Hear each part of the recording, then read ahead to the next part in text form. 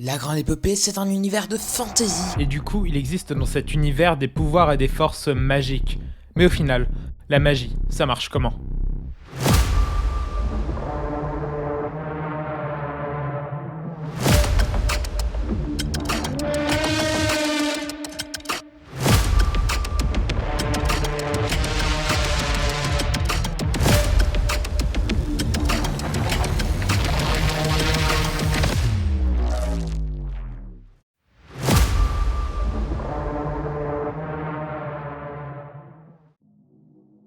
Dans la Grande Épopée, la magie renvoie dans sa définition la plus stricte à l'ensemble des particules matérielles qui composent l'univers. Les particules de magie sont toutes composées d'un noyau chargé positivement, ainsi que de couches de décharge d'énergie chargées négativement et gravitant autour.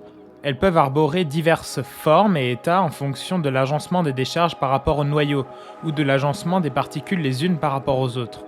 À l'œil nu, ce sont toujours les couches d'énergie qui sont visibles et qui donnent leur couleur à la matière.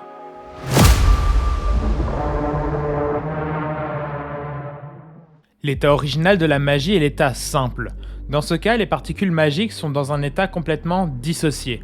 Les couches d'énergie entourant les noyaux sont extrêmement instables et chargées énergétiquement, empêchant les particules de se regrouper.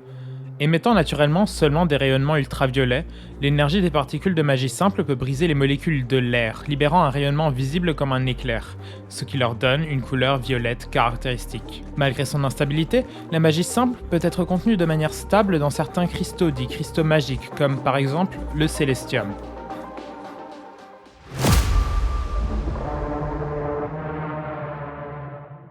Enfin, on retrouve le plus souvent la magie sous sa forme complexe, aussi appelée matière. Dans cet état, les décharges d'énergie sont organisées en couches stables autour du noyau. Plusieurs noyaux peuvent se regrouper pour former des atomes, qui eux-mêmes se regroupent pour former des molécules, afin de trouver un équilibre stable. Et ces molécules composent ensuite toute la matière de l'univers. La magie simple peut se transformer en magie complexe au cours de réactions avec d'autres particules, ou de certains phénomènes énergétiques. Les cœurs magiques, par exemple, utilisent généralement des réactions entre particules simples pour générer divers types de matière.